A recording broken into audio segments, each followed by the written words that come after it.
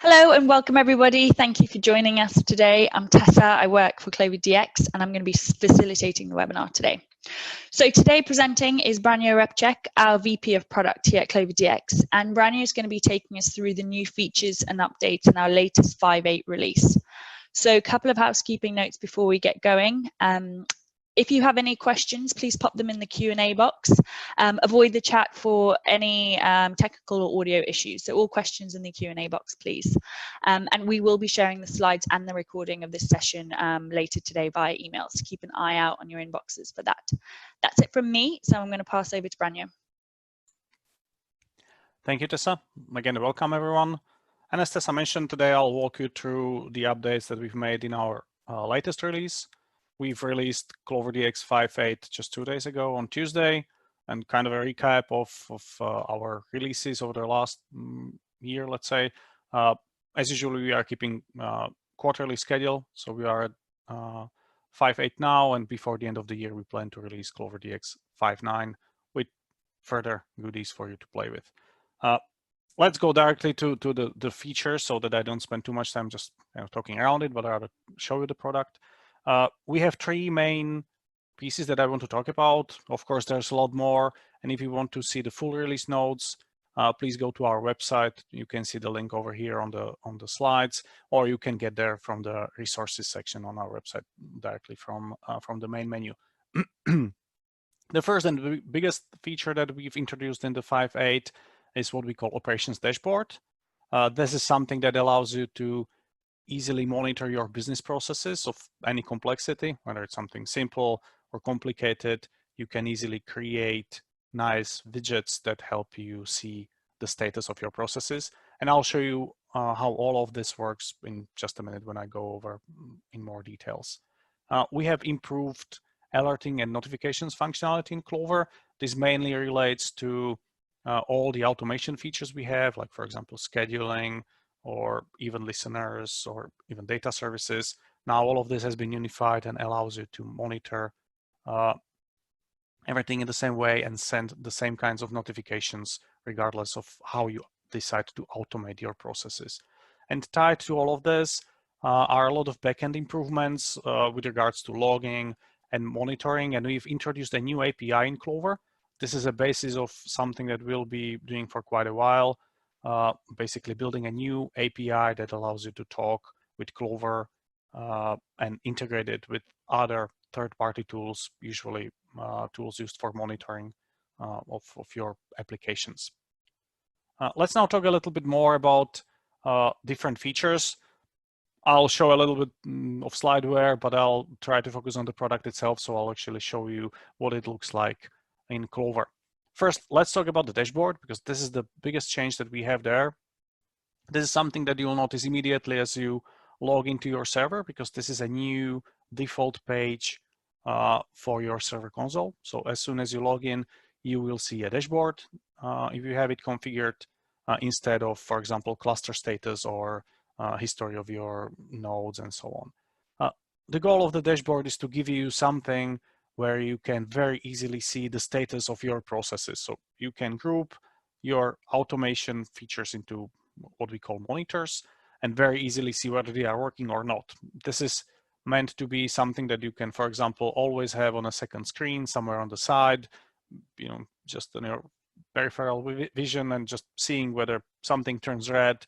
And just from there, you can easily investigate everything that's happening with your system.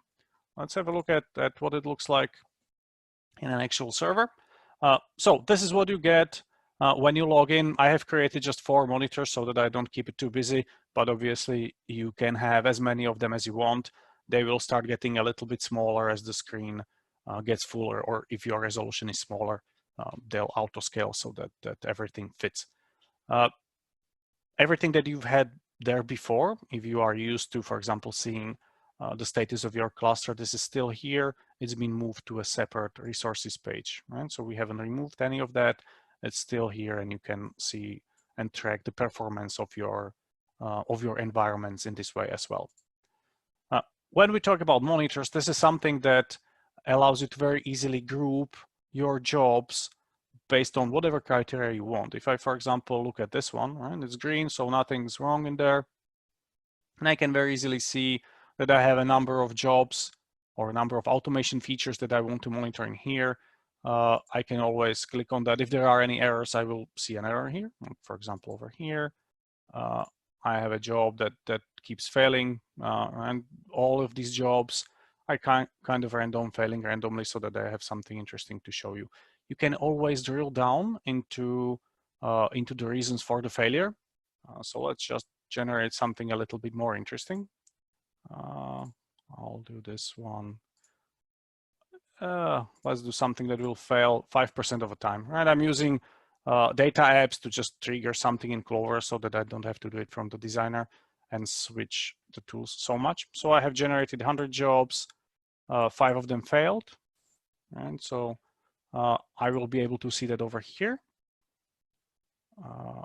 in my logs, right? We have the state and history for all of your executions. And you can see I've been playing with this for quite a while, more than 4,000 executions, and some of them failed. What is interesting is that not every failure will necessarily cause the monitor to fail, right? In my case, I have it set up so that it will start failing when 3% of the jobs over the last 60 seconds fail. I can see, well, we are now at 4%, so I should be able to see that in my monitor over here. Yeah, and it actually is really failing. And this is something that allows me to very quickly, just by glance, look at what's wrong with my server. I can, of course, go into the details. I can click on different items and it will take me straight to the logs that I have there. I can change the settings, investigate that in more detail if I want. Since this is supported across all automation features, whether it's schedule, data service, or even listeners, it will take you to different pages depending on what it is. And so it will go, for example, to schedules, for scheduler, from where you can go to executions history and so on. So in this way, you can very easily drill down much deeper into the root cause of what was wrong with your jobs. Creating monitors is very easy. I can create, let's say, for example, a monitor for everything, and I can drag and drop either single items, for example, if I had item like this, or I can grab a whole project, right? This is something that allows you to create what we call a business process, because in many cases, most of our customers will run business processes that require, for example, multiple sandboxes or multiple projects or many different schedules and so on. And in this way, you can kind of mix and match everything that you need to group them as you require. Of course, if something changes or if you don't want something there, you can easily remove it. There are also items that do not have a sandbox attached. Typically, this is used for system services, like, for example, log cleanup and so on. So you can put that over here as well. This was something that was not easily monitorable before at all. You had to go to tasks history and basically search for it.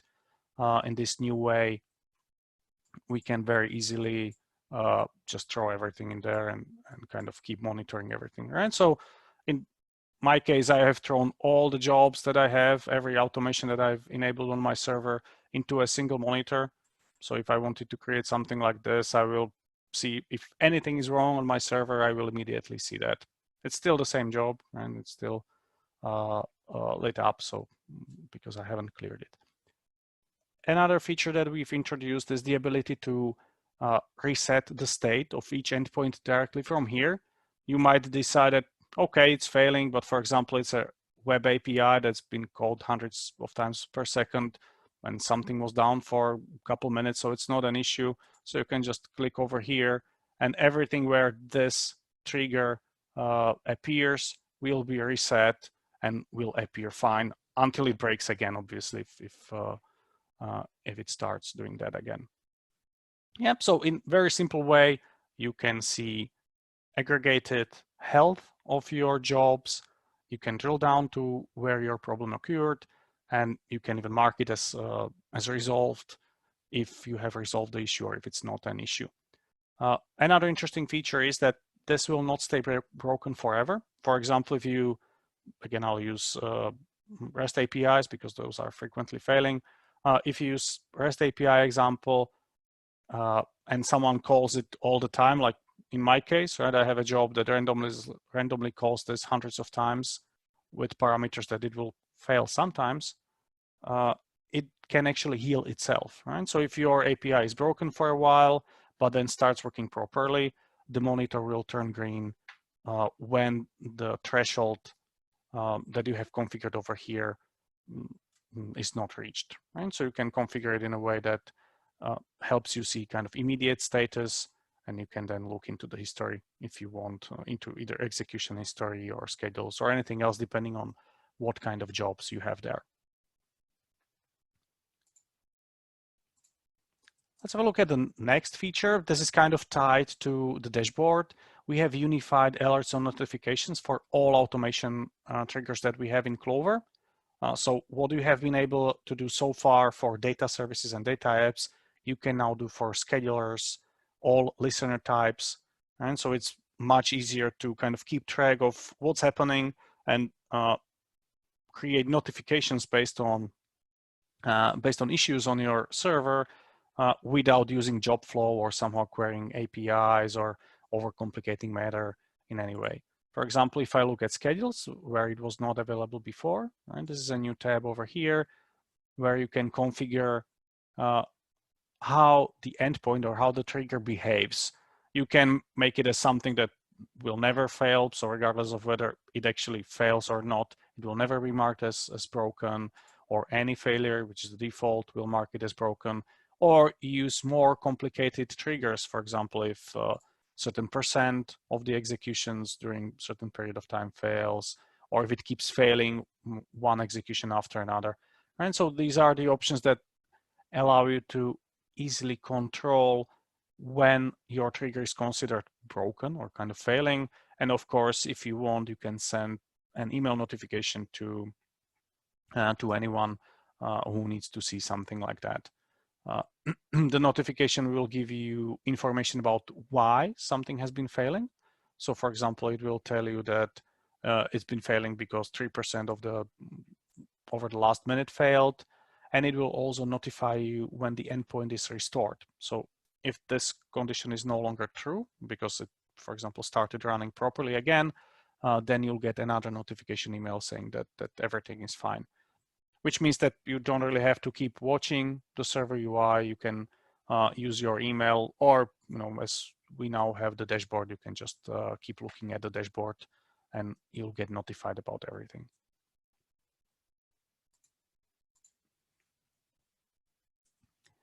The next feature that we've introduced is a set of new APIs. These are all public APIs that you can use to monitor the server. So everything that you've seen on the dashboard screen or monitoring screen so far, you can access through an API. So if you don't like our UI, or you want to connect with some other tool, something like New Relic, Xenos, Splunk, or basically anything that allows you to do application monitoring and can consume APIs, then you'll be able to use this. As is usual for something like this, we have full documentation for the APIs. You can get to the API catalog from the login screen of your server, just by clicking over here. And you can, of course, test everything, right? So if I just look, for example, at sandboxes to give me access to all the projects or all sandboxes on my server, I can easily test it, see what kind of response is provided. We've made the API as self-documenting as possible, so you'll see all kinds of links that link to different kinds of entities in the API. So it should be very easy for you to consume the responses in pretty much any tool that can work with JSON. And as I mentioned, this is something that we use to, excuse me, to power our dashboard. So you can actually manage the dashboard, either querying the data or even create monitors and modify them if you want to, right? So our UI uses the same API, so you can replicate our functionality, but somewhere else if you really need it to. Another feature that we've introduced is the monitor log, right? Since we introduced a new page onto the server, we have also added a log that keeps track of the history of what happens with your monitors. This is, as is common in Clover, a text log that's kept in the logging directory in Clover, so you can easily use other tools, again, something like Splunk or similar, to connect to it. But you can also look at that log from the server logs screen by selecting the monitor log over here. It's the one at the very bottom. This is what it looks like. And basically what we keep track of in this log is status changes of your different monitors. So you can see that this is my test server, and a lot of things kind of switch from failing to okay and okay to fail, depending on how the randomness works in a given moment. We have, of course, made a lot of other improvements related to performance and stability.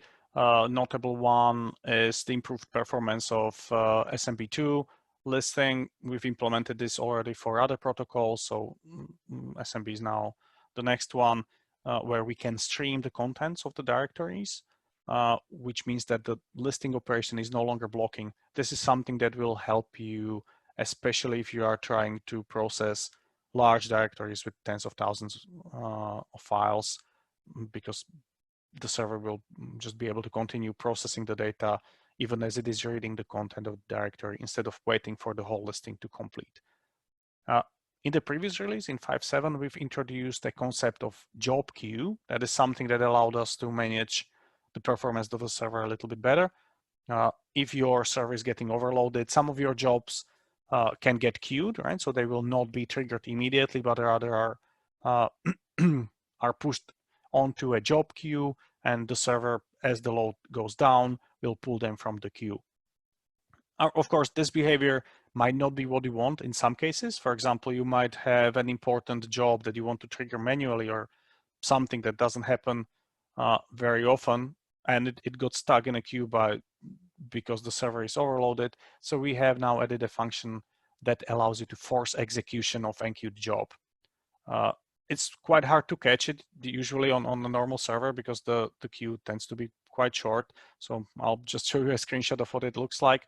But this is something that you'll see when you look into execution history, and there is a new button for unqueued jobs, right? So you'll see the job status as unqueued, and this kind of fast forward button, if you push that, the job will be put to the top of the queue and immediately executed, regardless of the actual server load. And of course, as traditionally with any release, there are some things that we had to change that might cause you some compatibility headaches. The first one is that we no longer build 32-bit Windows binaries for the designer. This is something that will allow us to update the whole platform shortly in the future, because 32-bit Windows is no longer supported by some of the tools that we use and some of the plugins that we require. This is something that hasn't really been used, but if any of you have any issues with that, just let us know and we'll try to figure something out for you. And another kind of just a note about our marketplace offering on AWS and Azure. We have stopped publishing older releases. 5.5.2 is no longer available. You now have option of 5.6.2 and 5.7 there, and 5.8 is undergoing certification and should be available whenever AWS and Azure decide to publish it there. So you need to probably give it a couple more days before you can readily play with that in marketplaces. And that's pretty much everything from my side. If you have any questions, as Tessa mentioned, please put them into Q&A box. And thank you for listening so far. Great, thanks, Branyo. We'll give everyone a second to pop their questions in there. In the meantime, I'm just going to pop the link to the full release notes in the chat for everyone. Doing that now. There you go.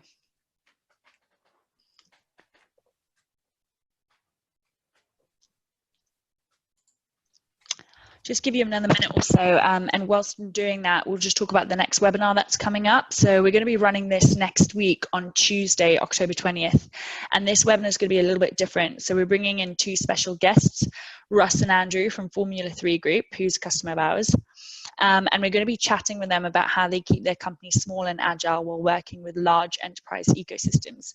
So that's a great webinar that's coming up, as I said, next week, Tuesday. So I will add the link to that one in the chat too, so you can go ahead and register. Just check back for any more questions. I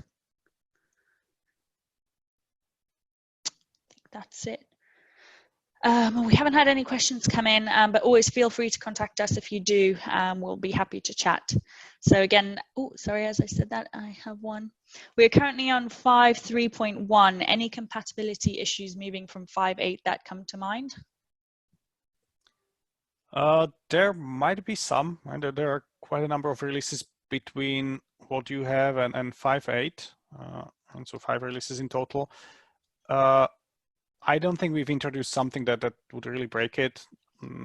So I would say 99% of what you have will work without any issues, unless you are using some of like very specific features. What I would recommend you is having a look at our release notes, right? These are for 5.8, but we have release notes for all other releases.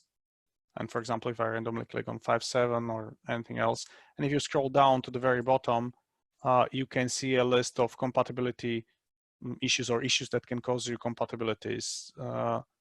So, just look for this tag in the release notes and see if you are using any of the features that are mentioned there.